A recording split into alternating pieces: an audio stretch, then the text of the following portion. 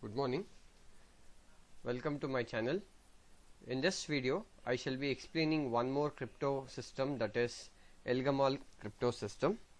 So Elgamal crypto system is also one of the best examples for public key encryption system. So the steps that are involved in Elgamal crypto system is very similar to the RSA crypto system. So we have three different steps which are involved in Elgamal crypto system. The first one is key generation, second one is encryption, the third one is decryption. In this video I shall be discussing about all these three different stages where your plain text will be converted into a ciphertext with the help of a public key as well as private key. So this is an asymmetric crypto system method like your RSA algorithm. So the first step that which we are going to discuss is how do we generate the key. So the first and the foremost step that what we do is we have to first take up one of the large prime number, and let me call that prime number as n. And the next thing is we have to select the private key and the public key, and here the private key has to be selected, and let me call that private key as D, and I will also select one more public key, that is E1.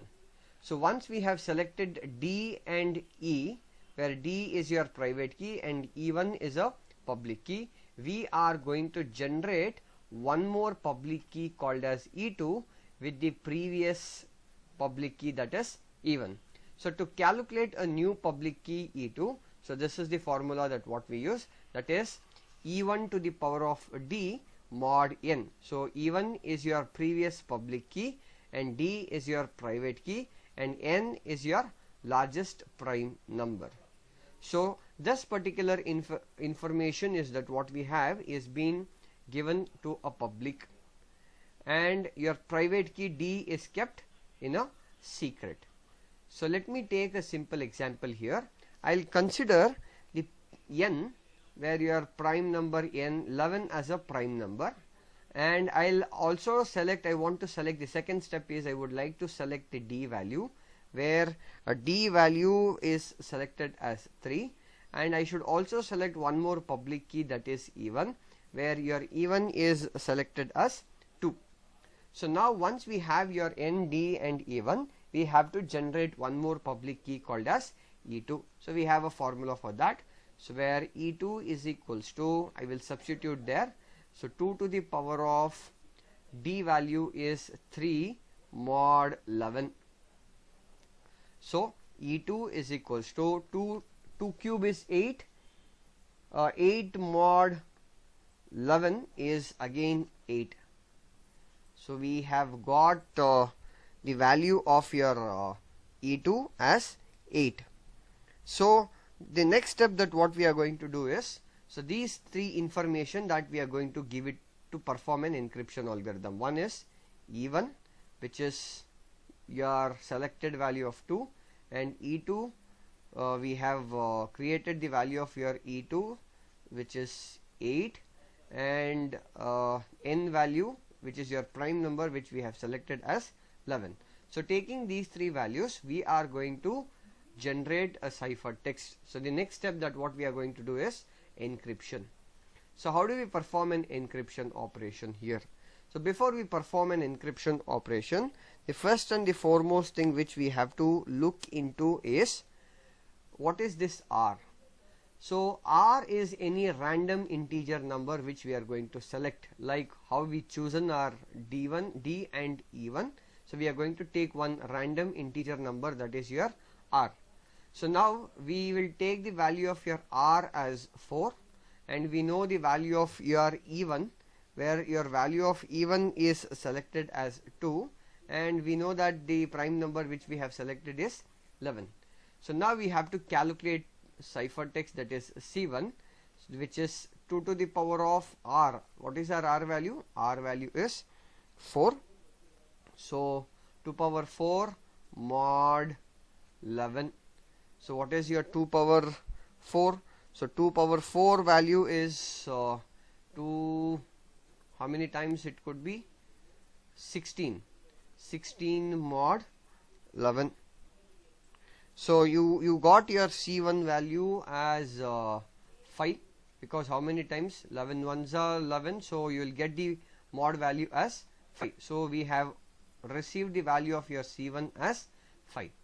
Then the next one what we are going to do is we are going to calculate C2.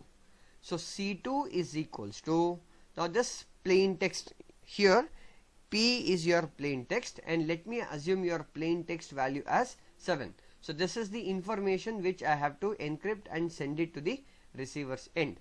So now I have to calculate C2 with the help of your plain text, and the value of the plain text which I have chosen is 7. So 7 into E2 value is what is the value that we have obtained. So we'll just see that what is the value that we have obtained. E2 value is taken as 8. So 8, and R value is chosen as 4 mod 11. So now we have to calculate this. So C2 is equals to, so 7 into 8 to the power of 4 will be 4096 mod 11, and 7 into 4096 is 28,672 mod 11. So 28,672 mod 11 could give the answer as 6. So you can just calculate and you will obtain, when you perform a 28,672 mod 11, then you will obtain the remainder as 6. So the value of your C2 is 6. So now we have obtained our C1 value as 5 and C2 value as 6. Now taking these are your two different values which is being given from one end to the other end. So we have two different ends, one is A, the other one is B. Now A is going to send these two information, that is 5 and 6. Now Bob receives this 5 and 6. Say this is Alice and this is Bob. Alice sends the plain text in by converting into a cipher text using your Elgamal algorithm, and we obtain the value of your C1 as 5 and the value of your C2 as 6, and this is being sent from Alice to the Bob. Bob receives the value of your C1 and C2, and he tries to convert that into a plain text which is 7. That means we have to perform a decryption operation. Now how do we perform the decryption operation in Elgamal crypto system, that we will see. Now this is what we have, a formula to calculate the plain text, how we generate a plain text. So we know what is the value of C2, we have already taken the value of C2, we have calculated the value of C1. So at this description end, Bob receives C1 value as 5 and C2 value as 6. Now let us substitute these values. Anyhow we know what is the value of our D. So D value is probably 3, which we have taken, and N value is 11. Now we will substitute this entire values so that we will see whether we will get the plain text. We know that the plain text which has been given is 7. So now we have the cipher text, that is 5 and 6. Using these two values we are supposed to generate a plain text, that is 7. So let me substitute these values here. The value of your C2 is 6. 6 into C1 value is 5.